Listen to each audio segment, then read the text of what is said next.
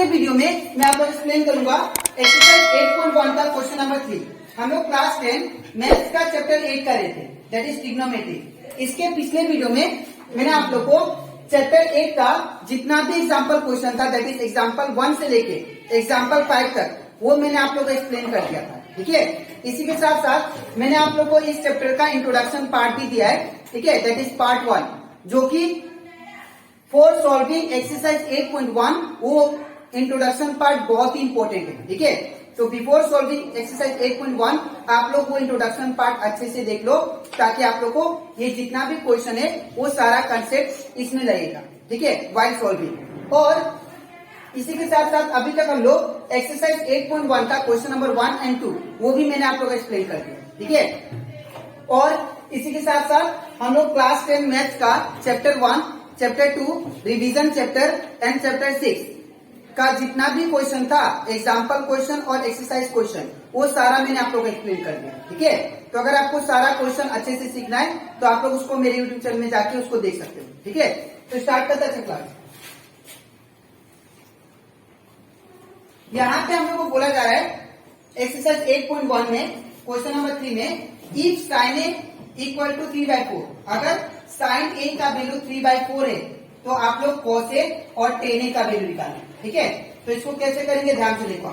सबसे पहले ये लिख लेते हैं, साइन ए इक्वल टू क्या दिया 3/4।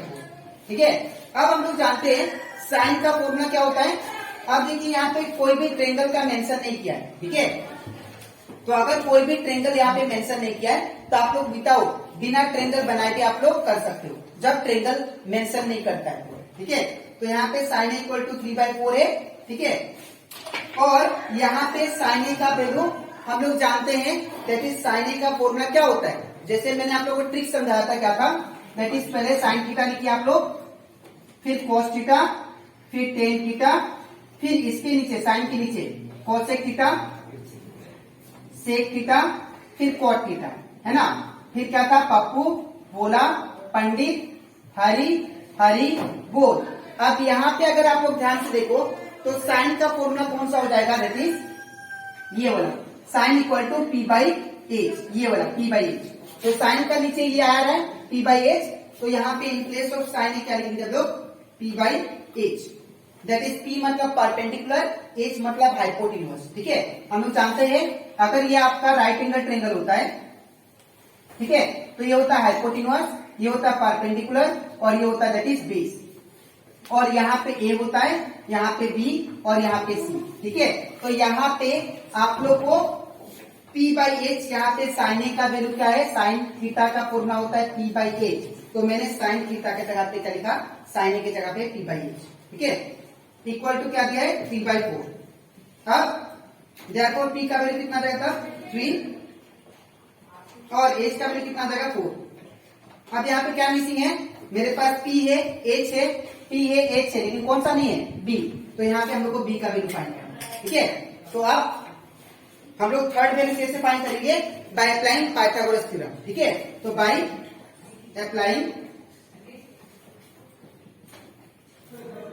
पाइथागोरस थ्योरम,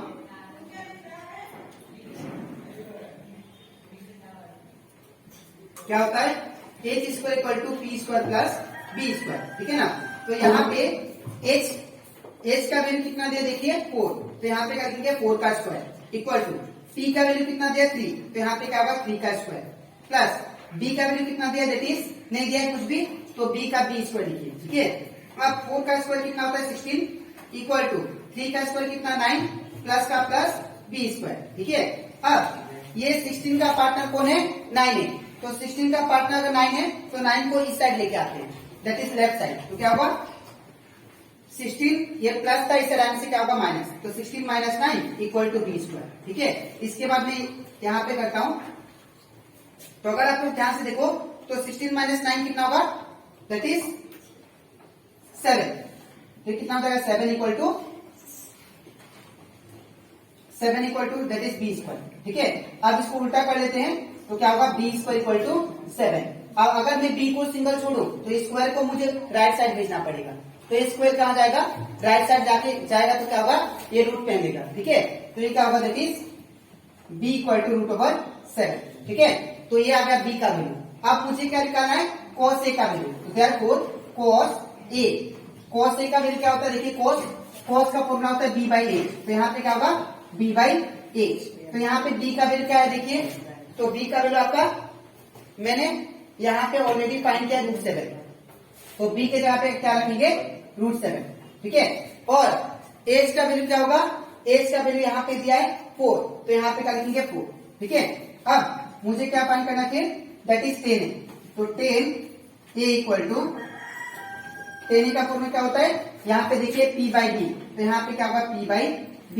तो p का वैल्यू कितना है, देखिए तो p का वैल्यू यहाँ पे दिया है 3, तो यहाँ पे 3 होगा। और b का वैल्यू कितना है, √7। तो यहाँ पे क्या होगा √7। ठीक है, तो यहां से हम लोग का एक्सरसाइज 8.1 का क्वेश्चन नंबर 3 भी कंप्लीट हो जाता है। ठीक है, तो आपको लिखना कैसे, सबसे पहले ये पार्ट लिखिएगा, इसके नीचे आप लोग को ये लिखना है। ठीक है, तो आई होप आपको ये क्वेश्चन नंबर 3 अच्छे से क्लियर हो गया होगा। ठीक है, अब इसके नेक्स्ट स्लाइड में मैं आप लोग को समझाऊंगा, दैट इज एक्सरसाइज 8.1 का क्वेश्चन नंबर 4। ठीक है, तो इसके बाद हम लोग करते हैं एक्सरसाइज 8.1 का क्वेश्चन नंबर 4। अब ये क्वेश्चन नंबर 4 आप लोग का क्वेश्चन नंबर 3 का जैसा है।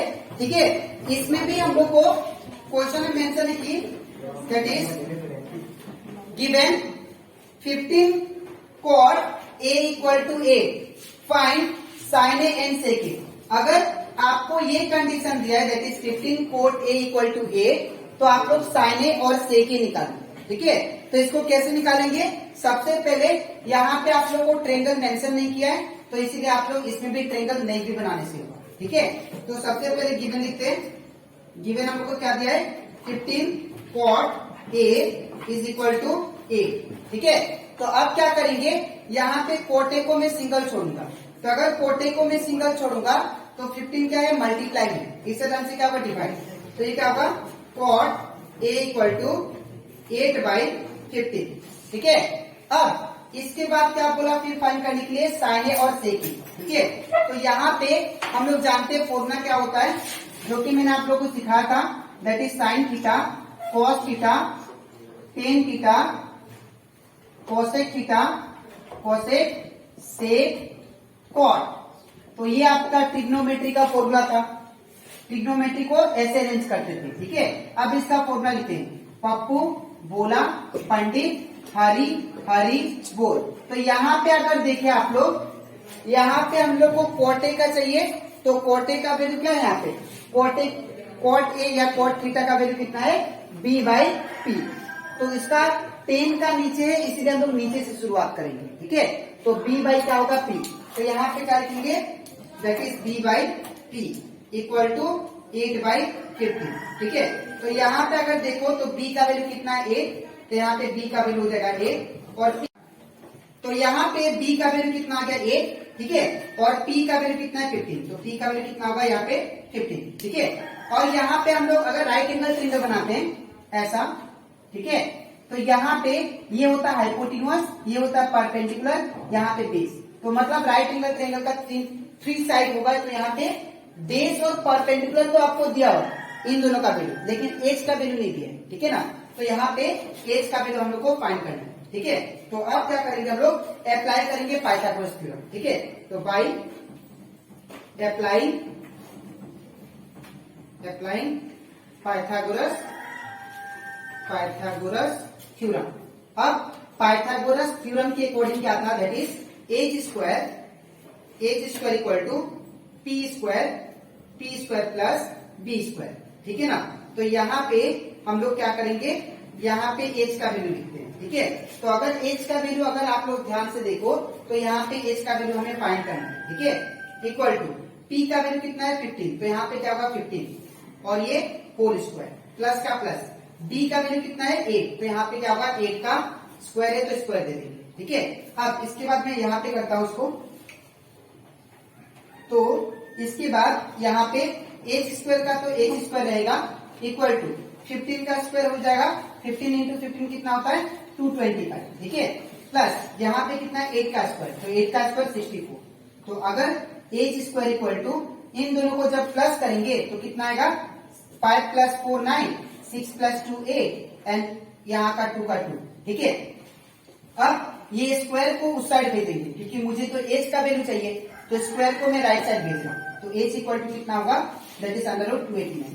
ठीक है, तो यहाँ पे एच का वैल्यू कितना आ गया 17, बिकॉज 289 किसका स्क्वायर रूट है 17 का। ठीक है, आप लोग चेक कर सकते हो, that is 17 into 17, 9 4 and 11 7 1 9 8 2, that is 289। ठीक है, तो यहाँ पे ये 289 किसका स्क्वायर रूट है 17 का। ठीक है, अब एज का वैल्यू हमें फाइंड हो गया। अब मुझे क्या निकालना है, साइन ए। तो देयरफॉर साइन ए, अब साइन का फॉर्मूला क्या होता है, साइन थीटा का p बाई एच होता है। तो यहाँ पे क्या होगा p बाई एच। तो p का वैल्यू कितना है देखिए आप लोग, तो p का वैल्यू 15 है, तो यहाँ पे क्या लिखेंगे 15। नेक्स्ट एज का वैल्यू कितना है, एज का वैल्यू 17, तो यहाँ पे 17 हो गया। ठीक है, इसके बाद फिर क्या चाहिए मुझे, दैट इज साइन ए का वैल्यू हो गया। अब सेक ए, तो सेक ए, तो सेक का फॉर्मूला क्या होता है, यहाँ पे देखिए ये सेक के नीचे है, तो एच बाई क्या लिखेंगे बी, तो यहाँ पे क्या होगा एच बाई बी। तो एच का वैल्यू कितना है देखिए, तो एच का वैल्यू 17, तो यहाँ पे क्या होगा 17। ठीक है, और बी का वैल्यू कितना है, तो बी का वैल्यू 8 है, तो यहाँ पे क्या होगा 8। ठीक है, तो यहां से हम लोग साइन ए और सेक ए का वैल्यू निकालेंगे। ठीक है, तो आपको इसको कैसे लिखना है मैं बता देता हूं। सबसे पहले ये पार्ट लिखिएगा, इसके नीचे आपको ये लिखना है। ठीक है, तो आई होप आपको ये भी क्वेश्चन दैट इज एक्सरसाइज 8.1 का क्वेश्चन नंबर 4 ये भी अच्छे से क्लियर हो गया। ठीक है, तो आज के वीडियो में मैंने आप लोग को एक्सप्लेन किया दैट इज एक्सरसाइज 8.1 का क्वेश्चन नंबर 3 एंड 4। अब इसके नेक्स्ट वीडियो में मैं आप लोग को एक्सप्लेन करूंगा दैट इज एक्सरसाइज 8.1 का क्वेश्चन नंबर 5 एंड 6। ठीक है, तो आज के लिए इतना ही, मिलते हैं नेक्स्ट वीडियो में।